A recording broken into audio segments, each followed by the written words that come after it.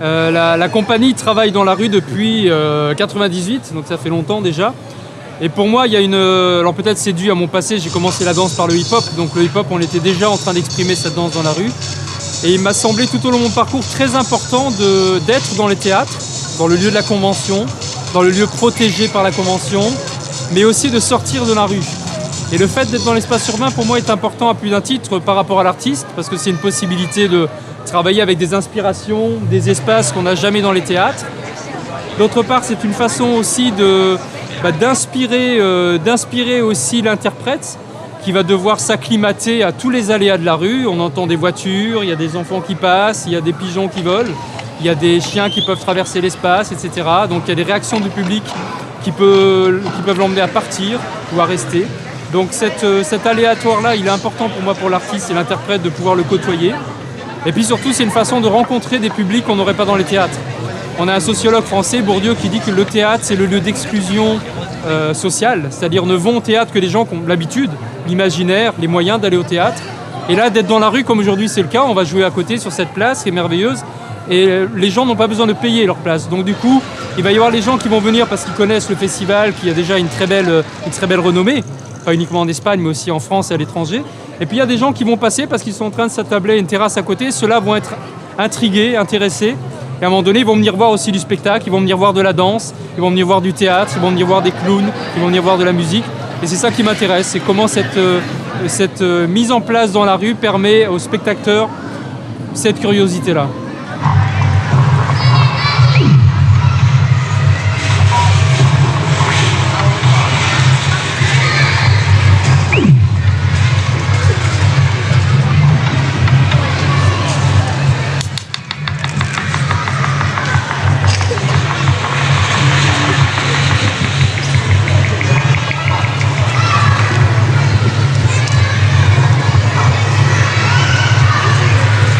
La thématique de cette pièce, c'est le flagrant délit. Des situations où quelqu'un est pris dans un moment qui n'est pas un moment avouable ou un moment donné normal. C'est un passage où on est presque dans l'illégalité.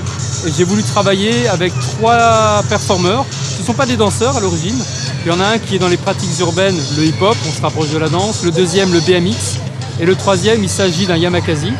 Et j'ai voulu travailler sur la question des danses urbaines, en fait. Comment ces danses apparaissent dans la cité, apparaissent dans la ville, et à un moment donné se retrouvent en mise en jeu spectaculaire, sensible, et comment on passe de la pratique urbaine au spectacle urbain. C'est pour ça qu'il m'a importé de revenir dans l'espace urbain pour ces pièces-là. Donc j'ai choisi ces interprètes qui sont tous des élites dans leur domaine. On a Vincent Varin, qu'on ne verra pas aujourd'hui, puisque le solo avec le BMX n'a pas été fait. Il est vice-champion du monde, champion de France BMX. On a le yamakasi, donc Tony Tisch, qui est l'un des fondateurs de la pratique. Et puis on a aussi un danseur hip-hop. Alors aujourd'hui c'est le danseur français, mais il y a aussi un danseur sud-coréen qui lance cette pièce, qui lui est la première génération de danseurs hip-hop en Corée du Sud. Et François est l'un des meilleurs de sa discipline en France. Il a aussi une compagnie de hip-hop à Paris. Le projet est donc de faire un triptyque de solis, 3 solis différents, qu'on va exprimer dans des endroits différents dans la ville, comme c'est le cas dans le festival Danse Aériane. Et c'est un plaisir pour nous de venir réaborder l'espace de la rue avec des gens dont la pratique est née dans la rue en fait.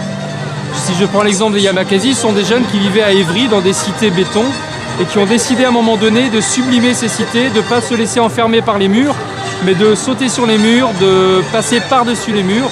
Et ils ont créé cette pratique qui n'est pas uniquement une pratique sportive, mais qui est vraiment une éthique de vie, un principe de vie, l'art du déplacement, comment on arrive à sublimer le contexte dans lequel on est.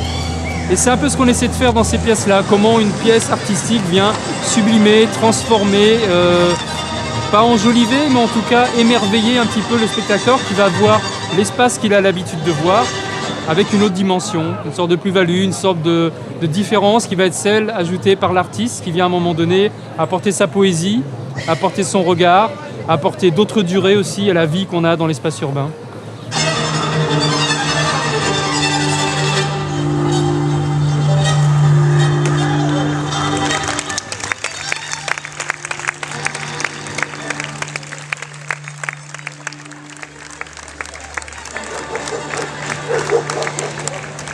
Après, il y a aussi pour moi une sorte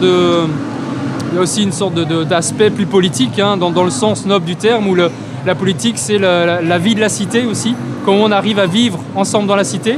Il me semble intéressant que l'artiste descende des plateaux et revienne aussi mettre les pieds sur terre, de partager le même sol, les mêmes feuilles, les mêmes pavés. Et je pense que c'est pas uniquement un geste artistique, mais c'est un geste social, c'est-à-dire de voir comment, dans une société où tout est hiérarchisé, on peut à un moment donné mettre les gens sur le même pied d'égalité. Que ce soit le spectateur, l'artiste, le patron, l'employé, l'ouvrier, le politique, etc. Comme à un moment donné, tout le monde se retrouve au même endroit pour échanger, pour discuter, pour se laisser enjouer, se laisser émouvoir.